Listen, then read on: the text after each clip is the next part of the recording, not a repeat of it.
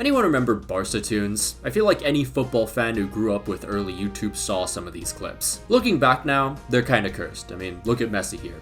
He was 22 at the time. But for me, these clips encapsulated a time when everyone saw Barcelona as that team. Everyone dreamed of becoming the type of club that Barcelona was. High prestige, some of the best players in the world. I grew up watching David Villa, he was one of my favorite players. Things have kind of changed since I've grown up. It all started in 2017 with the sale of Neymar to PSG for 222 million euros, the most expensive transfer the world had ever seen. Barcelona now had all this money to work with, but instead of being cautious with it, they blew it on two players in a matter of just half a season. Ousmane Dembele for 135 million in the summer, and then Philippe Coutinho for the same fee in January. Both signings flopped hard. However, that didn't stop the Blaugrana from spending even more ungodly amounts of money, because just a year and a half later, the club brought in Antoine Griezmann for 120 million. He also failed miserably. Then in early 2020, COVID arrived. Now, the club was suffering from no matchday revenue and their reckless spending in the past. But worst of all, there was the hefty wage bill. You had 4 players earning over 500k a week, and Lionel Messi was making over $1 million a week. But to make things worse, it was a prime example of generational mismanagement. Antoine Griezmann had done jack shit since his arrival, and the man was the club's second highest earner. Another flop signing, and Philippe Coutinho was on loan at the time, but he was earning over 400k. And Samuel Umtiti, of all players, was somehow the third highest earner. This war crime of a wage bill, along with everything else, practically put the club in crisis. And this saw President Josep Bartomeu, the man responsible for this catastrophe, resign. While we're on the topic of him, by the way, he allegedly hired a company dedicated to protecting his and the board's image. Anyways, by summer 2021, the club was in over $1 billion in debt. But that didn't exactly stop the Blaugrana from acquiring star players still. On free transfers, they managed to sign Eric Garcia, Sergio Aguero, and Memphis Depay. However, none of them could actually be registered because of La Liga's financial fair play rules. But there was also one other player the club was failing to register: Lionel Messi. With how large his wage was, there was no way around this, and as a result, Barca had to tell their longtime legend they couldn't keep him. He didn't want to leave, and the entire Barcelona faithful were absolutely devastated. But it was a sacrifice that had to be made in order for the club to survive. Funnily enough though, letting go of Messi still didn't actually allow enough wriggle room for the new signings. That would take Piqué, Sergio Busquets, and Jordi Alba all agreeing to pay cuts. However, the same issue resurfaced when Barcelona somehow spent 55 million on Ferran Torres, and he couldn't actually be registered until Samuel Umtiti agreed to a massive pay cut. Now, before we go any further into this story, let me explain the financial fair play rules in a little more detail. Just like normal FFP, the rules are designed to ensure all clubs live within their means. And the main way they do this is by implementing a salary cap which is set for each team at the end of the season. Said salary cap is based on how much revenue a club makes. And as you can see from prior examples, if the club breaches their limit, they're not allowed to register new players. Summer 2022 saw Barca sign Rafinha, Jules Koundé, and Robert Lewandowski for a total of 153 million. Unfortunately, with the salary cap assigned that summer, it was impossible for them to actually register these new players. However, new president Joan Laporta had a master plan, an egregious amount of short-term solutions.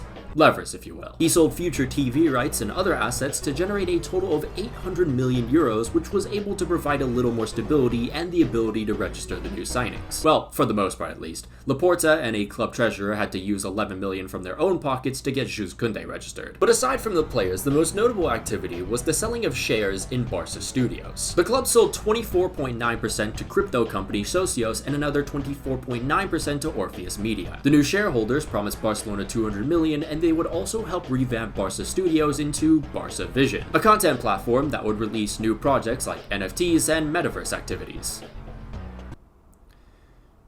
I think you can see where this is going. In June 2023, it turned out that Barcelona had never received an installment of 30 million from each company. And this was pretty bad because the money actively contributed to La Liga's salary cap calculations, which resulted in just 13 players being registered with the season just 9 days away. But no worries, because Barcelona had a backup plan.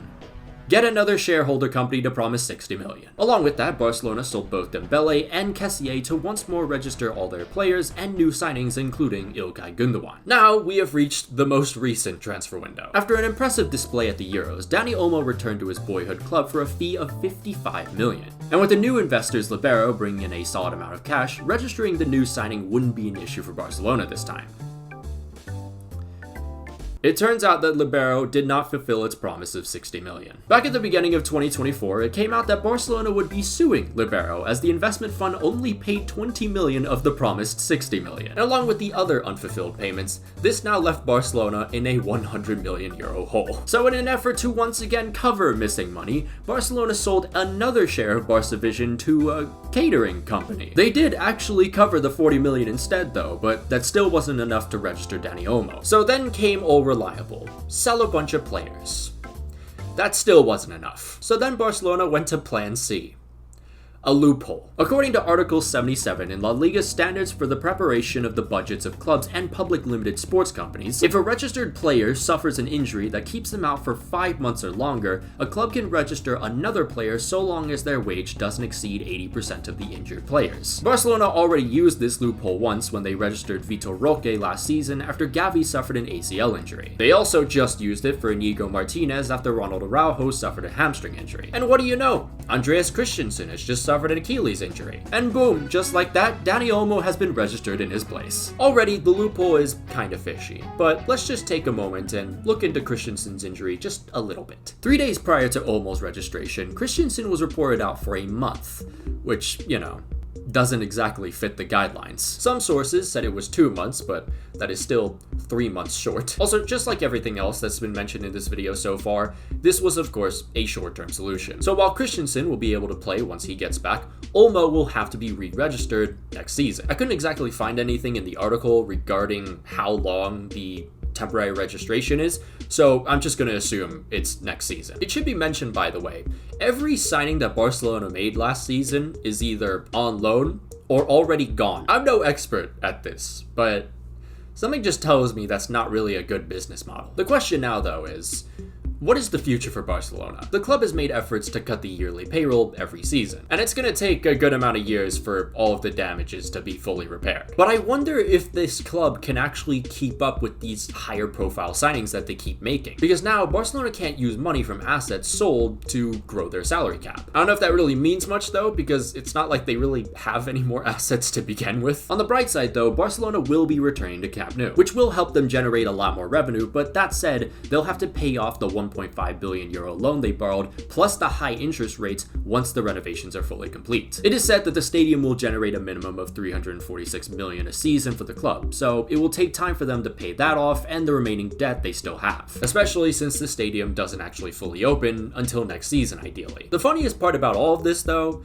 is that so far this season, Barcelona has been off to an incredible start in the league. A lot of that is thanks to new manager Hansi Flick, who is funnily enough another way for the club to generate revenue, because if Flick can continue to lead Barcelona to success, prize money from the Champions League can help as well. To conclude though, the future for Barcelona is a little less bleak than it was a few years back, but it is still going to take a long time to fully recover. They've made strides in chopping down the wage bill, slowly paying off the debt, and assets like Camp Nou will help in the long run. But sometimes the club just ignores the fact that it's in a crisis, because buying players like Dani Olmo knowing you were already in a 100 million hole, or paying 150 million for 3 players knowing you can't actually register them, just doesn't seem like a responsible thing to do. But what do you guys think about this whole situation? Will Barcelona actually have a brighter future, or will they just continue to have these issues because they keep making bad decisions?